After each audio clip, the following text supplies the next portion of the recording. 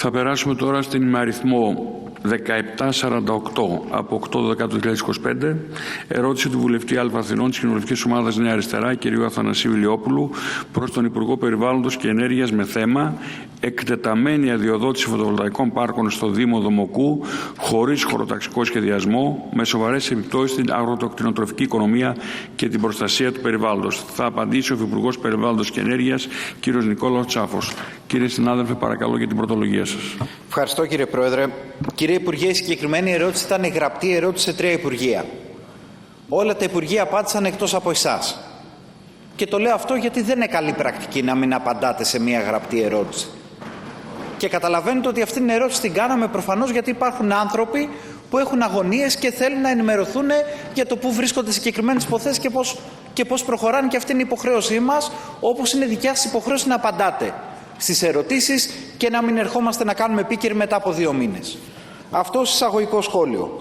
Στο Δήμο Δομοκού έχει αναπτυχθεί τα τελευταία έτη ένα πρωτοφανές σε έκταση και ένταση κύμα αδειοδοτήσεων για υπερμεγέθη φωτοβολταϊκά πάρκα, το οποίο έχει λάβει διαστάσεις που υπερβαίνουν κάθε έννοια ορθολογικού χωροταξικού σχεδιασμού και δυνατότητας απορρόφησης από το δίκτυο.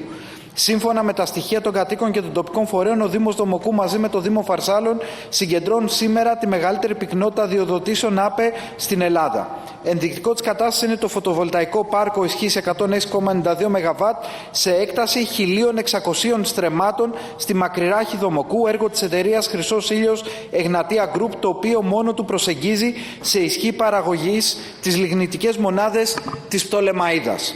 Το έργο χωροθετείται εντός της ζώνης αγροκτηνοτροφικής του χωριού, εφάπτεται σε 6 κτηνοτροφικές μονάδες, μετατρέπει μια αγροτική περιοχή σε ουσιαστικά βιομηχανική, έχει άμεση οπτική επαφή με τον οικισμό σε όλο το εύρος και δημιουργεί τεράστιο όγκο εγκαταστάσεων. Παράλληλα, οι αδειοδοτήσεις προωθήθηκαν χωρίς πραγματική διαβούλευση, πολλές φορές κατά τις περιόδους του lockdown του COVID-19. Παραμένει επίσης άγνωστο πώς το Υπουργείο Περιβάλλοντος ενέκρινε μια μελέτη περιβαλλοντικών επιπτώσεων που συντάχθηκε από την ίδια ενδιαφερόμενη εταιρεία, όταν υπάρχουν τεκμηριωμένες αναφορές για αρχαιολογικούς χώρους στην περιοχή, για μία αποτύπωση πραγματικής αγροκτηνοτροφικής δραστηριότητας, αλλά και για την κατάφορη καταστρατήγηση του ειδικού χωροταξικού πλαισίου της περιφέρειας Τερεάς, όπως αναφέρει ρητά και η απόφαση των ασφαλιστικών μέτρων του μονομελέους πλημελιωδικίου Λαμίας που δικαίωσε τον συνεταιρισμό Μακρυράχης. Ενώ την ίδια στιγμή το τοπικό δίκτυο δεν έχει την απαιτούμενη δυναμικότητα για να υποστηρίξει τέτοιας κλίμακας εγκατάστασης. Είναι ιδιαίτερα ανησυχητικό ότι η πολιτεία δεν έχει εκπονήσει κανένα σχέδιο ήπιας, ορθολογικής και συμμετοχικής ανάπτυξης ΑΠΕ, το οποίο να συνδυάζεται με τις ανάγκες αγροτών και κτηνοτρόφων. Πώς δικαιολογείται η αδειοδότηση ενός τέτοιου φωτοβολταϊκού πάρκου όταν είναι γνωστό το δίκτυο δεν έχει τη δυνατότητα υποστήριξης, γιατί δεν εφαρμόστηκε καμία διαδικασία ουσιαστικής δεσμευτικής προσβάσιμης διαβούλευσης, αν θα προχωρήσει το Υπουργείο σε πλήρη και ανεξάρτητο επανέλεγχο της μελέτης περιβαλλοντικών επιπτώσεων και αν προτίθεται το αρμόδιο Υπουργείο να στηρίξει σχέδιο αγροκτηνοτροφικής ανάπτυξης που κατέθεσαν οι κάτοικοι και να θεσπίσει ειδικό σχήμα ενίσχυσης για περιοχές που πλήττονται από ακραία καιρικά φαινόμενα. Ευχαριστούμε, κύριε συνάδελφε. Παρακαλώ, κύριε Υπουργέ, για την πρωτολογία σας. Σας ευχαριστώ, κύριε Βουλευτά. Πάρα πολλά ερωτήματα. Θα προσπαθήσω να τα απαντήσω. Και καταρχήν και απολογούμε για την μη απάντηση στη γραπτή ερώτηση.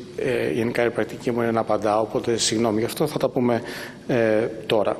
Θέλω να ξεκινήσω καταρχήν λίγο με το πλαίσιο και η αλήθεια είναι ότι κοίταζα εδώ τα νούμερά μου, γιατί μιλάμε για ένα σταθμό 106 ΜΒ και προσπάθησα στο μυαλό μου να καταλάβω πώς αυτός ένας φωτοβολταϊκός σταθμός 106 ΜΒ παράγει την ίδια ενέργεια με τις λιγνητικές μονάδες, αλλά ας το βάλουμε αυτό στην άκρη.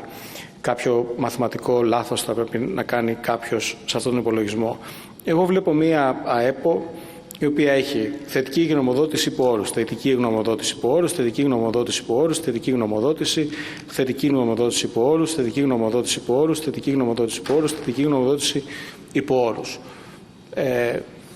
Αυτό έτσι σε έναν απλοϊκό άνθρωπο θα έλεγε ότι αυτό το έργο έχει περάσει από διάφορους φορείς της περιοχής, οι οποίοι είχαν την ευκαιρία να δώσουν αυτή την γνωμοδότηση και οι περισσότεροι από αυτούς έδωσαν είτε μια θετική γνωμοδότηση τελεία και παύλα, είτε μια θετική γνωμοδότηση υπό όρους. Είπατε, γιατί η αλήθεια είναι ότι όταν κάνουμε αυτούς τους διαλόγους, ποτέ δεν είναι βέβαιο αν μιλάμε για αυτό το έργο, αν μιλάμε για άλλα έργα, αν μιλάμε γενικά για τις ΑΠΕ της χώρας και ποιος έχει ΑΠΕ και γιατί έχουμε ΑΠΕ. Επειδή είπατε για παράδειγμα γιατί αδειοδοτείται ένα έργο όταν δεν υπάρχει χώρο στο δίκτυο, τουλάχιστον από όσο γνωρίζω και το λέω, δεν έχω κάποιο χαρτί, αλλά νομίζω ότι αυτό το έργο έχει πάρει όρους σύνδεσης, αλλά και να μην είχε πάρει όρους σύνδεσης, όπως γνωρίζετε, η διαδικασία της αδειοδότησης είναι διαφορετική από τη διαδικασία της πρόσβασης στο δίκτυο. Οπότε εμείς γενικά λέμε ότι το να πάρεις την περιβαλλοντική αδειοδότηση, αυτό βασίζεται σε κάποιους κανόνες του χωροταξικού σχεδιασμού και αυτό είναι κάτι ανεξάρτητο από το ποιος μπορεί να πάρει όρους σύνδεσης, γιατί όπως γνωρίζετε και εσείς, το ποιος έχει πρόσβαση στο δίκτυο και η χωροτικότητα του δικτύου είναι κάτι δυναμικό, το οποίο αλλάζει με επενδύσεις, με τη ζήτηση και με ένα σωρό άλλα πράγματα. Στο τέλος, ανοίξατε και άλλα κεφάλαια για την αγροτινοτροφία, για τα ακραία καιρικά φαινόμενα και τις περιοχές που έχουν πληγεί από αυτά. Γενικά, η δική μας στρατηγική, και το έχουμε δείξει άλλωστε, είναι να στηρίζουμε τις ΑΠΕ με όλες τις εκφάνσεις στη χώρα. Το έχω πει και στο παρελθόν και τα λέω από μνήμη σε αυτά τα νούμερα. Το 2/3 των φωτοβολταϊκών της χώρας ανήκουν στο δίκτυο του ΔΔΕ και μιλάμε κυρίως για μικρούς σταθμούς. Στο ΔΔΕ έχω, και πάλι τα λέω από μνήμης, περίπου 95.000 σταθμούς. Αυτοί εξορισμού είναι μικροί σταθμοί, γιατί πάντα περιγράφεται μια εικόνα ότι η ΑΠΕ είναι 3-4 μεγάλες επιχειρήσεις που έχουν όλες οι ΑΠΕ, και αυτό δεν είναι η πραγματικότητα της χώρας. Εμείς, και το έχουμε πει και νομίζω ότι είμαστε και αρκετά κοντά στο να φέρουμε στο δημόσιο διάλογο ένα νέο ειδικό χωροταξικό, γιατί όντως χρειάζεται ένας νέος χωροταξικός σχεδιασμός δεδομένου της επιτυχίας που είχαμε σε ΑΠΕ και πόσα έργα έχουν προταθεί για να μπουν στο σύστημα. Αλλά αυτό δεν σημαίνει ότι δεν υπάρχει ένα υφιστάμενο πλαίσιο, το οποίο και ακολουθούμε για να δούμε τις αδειοδοτήσεις έως σήμερα. Απλά το νέο χωροταξικό θα μπορέσει να επικαιροποιήσει και να λάβει υπόψη τα έργα που έχουν γίνει ως τώρα και κυρίως να συνενώσει το σχεδιασμό μας σύμφωνα με το ΕΣΕΚ με την αδειοδοτική διαδικασία την οποία θα ακολουθήσουμε στο μέλλον. Σας ευχαριστώ πολύ. Κύριε συνάδελφε, παρακαλώ και δευτερολογία σας. Κύριε Υπουργέ, βρισκόμαστε σε μια περίοδο στην οποία ο αγροκτηνοτροφικός κόσμος βρίσκεται σε κινητοποιήσεις. Ένα από τα κεντρικά ζητήματα που θέτουν είναι το ζήτημα της ενίσχυσης και στο ενεργειακό κόστος. Και αυτή τη στιγμή, αντί να συζητάμε για κάτι τέτοιο, έχουμε φτάσει σε μια στιγμή που παίρνετε και δίνετε με ευκολία άδειες σε αγροκτηνοτροφική γη, όχι άδειες για ενεργειακές κοινότητες ή για αυτοπαραγωγή των παραγωγών, έτσι ώστε να έχουν χαμηλότερο ρεύμα, αλλά άδειες για πολύ συγκεκριμένα έργα μεγάλων εταιριών, και αυτό που συζητάμε είναι τέτοιο έργο. Βρισκόμαστε σε μια στιγμή που είναι πιο εύκολο να πάρεις άδεια για φωτοβολταϊκά σε αγροτική γη παρά μέσα σε βιομηχανική ζώνη. Και αυτό το ξέρετε. Και αυτό από μόνο του δείχνει μια τεράστια στρέβλωση. Το να πηγαίνεις σε αυτή την περιοχή, που είναι αγροκτηνοτροφική περιοχή, και αυτή η γη μπορεί να βοηθήσει τους ανθρώπους εκεί και για να αναπτυχθούν και για να έρθουν νέοι αγρότες και κτηνοτρόφοι, αν έχεις κάνει πράγματα προφανώς για να ενισχύσεις και να στηρίξεις αυτόν τον κόσμο, και εσείς στην πραγματικότητα μετατρέπετε αυτή τη γη οριακά σε βιομηχανική γη. Αλλαγή χρήσεων γης είναι στην ουσία και αλλάζουμε εντελώς το παράδειγμα. Αυτή τη στιγμή που μιλάμε υπάρχει διαδικασία εκπόνησης τοπικών πολεοδομικών σχεδίων. Το γνωρίζετε. Και γνωρίζετε ότι για τα τοπικά πολεοδομικά σχέδια το Υπουργείο σας και έχει την ευθύνη και δίνει τη χρηματοδότηση. Στα σενάρια που έχουν εμφανίσει μελετητές των τοπικών πολεοδομικών σχεδίων, υπάρχει αποτύπωση στον ΑΠΕ? Δεν υπάρχει. Δεν υπάρχει. Πώς γίνεται αυτό το ταυτόχρονο μαγικό, εσείς να διοδοτείτε φαρανοϊκά έργα ΑΠΕ πάνω σε αγροκτηνοτροφική γη και την ίδια στιγμή κάπου αλλού πάλι από το Υπουργείο να συζητάμε τον τοπικό πολεοδομικό σχεδιασμό χωρίς να υπάρχουν οι ΑΠΕ? Και η απάντηση είναι ότι θα έρθει εκ των υστέρων ένας χωροταξικός σχεδιασμός για τις ΑΠΕ. Ο εκ των υστέρων χωροταξικός σχεδιασμός για τις ΑΠΕ στην πραγματικότητα θα είναι σαν τη μεθοδολογία νομοποίησης αυθαιρέτων. Τα χτίσαμε τώρα, θα τα νομοποιήσουμε. Αυτό θα κάνετε. Αυτό θα κάνετε, γιατί τρέχει τώρα ο τοπικός πολεοδομικός σχεδιασμός και αποτύπωση για τις ΑΠΕ δεν υπάρχει. Και ξαναλέμε, γιατί κατάλαβα ότι προσπαθήσατε λίγο να τη γυρίσετε τη συζήτηση γενικά αν είμαστε με τις ΑΠΕ ή όχι κτλ. Συγχωρέστε με. Είστε εσείς οι οποίοι έχετε κάνει τα πάντα έτσι ώστε να μην έχουν προτεραιότητα οι ενεργειακές κοινότητες, να μην προχωράει η αυτοπαραγωγή, γιατί είναι τελείως διαφορετικό να πεις ότι θα δώσω ΑΠΕ σε έναν συνεταιρισμό να φτιάξει μια ενεργειακή κοινότητα, θα στηρίξω αυτόν τον κόσμο να έχει αυτοπαραγωγή για να μειώσει το κόστος και να μπορεί να στηρίξει την περιοχή, να έχει όφελος περιοχή, να έρθουν νέοι αγρότες και κτηνοτρόφοι, και είναι τελείως διαφορετικό ότι με έναν μεγάλο όμιλο πάω και φτιάχνω αυτό το έργο σε αυτή την έκταση. 1600 στρέμματα. Αυτό είναι αλλαγή όλης της αντίληψης για την περιοχή. Γιατί προφανώς δεν σας ενδιαφέρουν ούτε γενικά και αόριστα οι ΑΠΕ. Σας ενδιαφέρει στο βαθμό που από αυτές τις ΑΠΕ συγκεκριμένοι άνθρωποι βγάζουν κερδοφορία με τον τρόπο που βγάζουν κερδοφορία. Και έχουμε δει πως προχωράει και η αγορά ενέργειας και η ενεργειακή φτώχεια και όλα αυτά τα ζητήματα που υπάρχουν στη χώρα.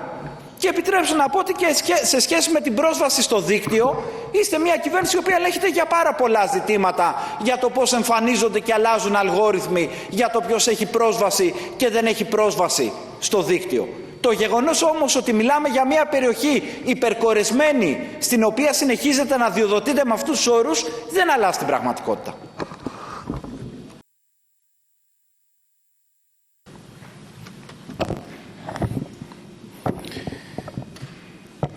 Κύριε Βουλευτά, νομίζω ότι από τη δευτερολογία σας είναι σαφές ότι η βασική σας ένσταση είναι ότι κάνει ένας ενεργειακός όμιλος ένα έργο φωτοβολταϊκό. Κατανοητό. Εγώ σας είπα στην πρωτολογία μου ότι τα 2/3 της εγκατεστημένης ισχύς σε φωτοβολταϊκά στη χώρα είναι στο δίκτυο του ΔΔΕ, που είναι εξορισμού μικρότερα έργα. Και σας είπα μάλιστα ότι υπάρχουν 95.000 έργα στο ΔΔΕ, τα οποία εξορισμού είναι μικρά έργα. Θα πω και επίσης, έτσι για την ιστορία, ότι μεταξύ 2015 και 2019 δεν βάλαμε σχεδόν καθόλου φωτοβολταϊκά σε όλη τη χώρα. Και οι λεγόμενες ενεργειακές κοινότητες, στις οποίες ακούμε από την αριστερά συνέχεια λόγια για υπέρ των ενεργειακών κοινοτήτων, η αριστερά τις έμαθε τις ενεργειακές κοινότητες όταν έγινε αντιπολίτευση. Όταν ήταν κυβέρνηση αριστερά δεν έκανε τίποτα για τις ενεργειακές κοινότητες. Όσο για την αγορά ενέργειας που αναφερθήκατε πάλι, τα ξέρετε τα στοιχεία, γιατί τα έχω πει πολλές φορές και στη Βουλή. 2019 πιο ακριβή χονδρική σε όλη την Ευρώπη. Πέρσι 10η πιο ακριβή χονδρική στην Ευρώπη. Αν θεωρείτε εσείς όταν να πάμε από την πιο ακριβή τιμή χονδρικής στην Ευρώπη στη 10η είναι κάτι κακό για τη χώρα, άσχετα αν προφανώς το ενδιάμεσο πέρασε μια ενεργειακή κρίση, άρα σε απόλυτους αριθμούς έχει αυξηθεί η τιμή, αλλά είμαστε μέσα σε ένα ευρωπαϊκό σύστημα. Εμείς αυτό που μπορούμε να ελέγξουμε δεν είναι όλο το ευρωπαϊκό σύστημα, είναι ποια είναι η θέση της Ελλάδας μέσα σε αυτό το ευρωπαϊκό σύστημα. Και για να κλείσω, επειδή αναφερθήκατε και στο χωροταξικό σχεδιασμό, αυτή τη στιγμή όπως γνωρίζετε υπάρχουν παράλληλα ειδικά χωροταξικά σχέδια, τα οποία αλληλεπιδρούν το ένα με το άλλο, γιατί προσπαθούμε πραγματικά να κάνουμε μια συνολική διαχείριση του χώρου και συγκεκριμένα για το ειδικό χωροταξικό των ΑΠΕ, με το οποίο είμαι και εγώ πιο άμεσα συνδεδεμένος, προσπαθούμε να φέρουμε κάποια τάξη σε ένα φαινόμενο που πραγματικά και εμείς το έχουμε πει και δημόσια, ότι τα προτινόμενα έργα ΑΠΕ, αν τα βάλουμε όλα στο χάρτη παντού, σε οποιοδήποτε σημείο της ζωής του έχει πει με ενδιαφέρει να κάνω ένα έργο ΑΠΕ, κράτα μου ένα πολύγωνο εδώ πέρα. Όντως, αν δει κανείς αυτό τον χάρτη, είναι πάρα πολλά τα έργα ΑΠΕ και προφανώς δεν θα γίνουν όλα αυτά τα έργα, γιατί δεν υπάρχει όχι δίκτυο, δεν υπάρχει ζήτηση για όλα αυτά τα έργα. Και ναι, αυτό είναι κάτι που χρειάζεται να εξορθολογήσουμε, αλλά αυτό δεν αναιρεί το γεγονός ότι υπάρχει ένα υφιστάμενο χωροταξικό μέσα βάσει το οποίο γίνονται οι αδειοδοτήσεις σήμερα και ότι με βάση αυτό το σχεδιασμό, έχει σημασία να το λέμε αυτό, έχουμε φτάσει να έχουμε τα ψηλότερα ποσοστά διείσδυσης ΑΠΕ στον κόσμο. Και αυτό το πολύ ψηλό ποσοστό διείσδυσης ΑΠΕ είναι ο βασικός παράγοντας ο οποίος μας οδηγεί τώρα να έχουμε μία από τις φθηνότερες τιμές στο ευρωπαϊκό σύστημα. Αν δείτε τον Ιανουάριο, για παράδειγμα, είχαμε 40 ευρώ πιο φθηνή τιμή από τη Βουλγαρία. είχαμε 30 με 40 ευρώ πιο φθηνή τιμή από όλη την Ανατολική Ευρώπη. Όλο αυτό έχει γίνει λόγω των έργων ΑΠΕ. Λόγω των έργων ΑΠΕ, το οποίο εσείς σήμερα και άλλες φορές αμφισβητείτε ότι πρέπει να γίνουν αυτά τα έργα ΑΠΕ. Εμείς λοιπόν θα συνεχίσουμε να επενδύουμε στην ενεργειακή μετάβαση της χώρας και ναι, θα φέρουμε, θεωρώ αρκετά σύντομα στο δημόσιο διάλογο, και ένα νέο ειδικό χωροταξικό πλαίσιο για τις ΑΠΕ. Σας ευχαριστώ πολύ.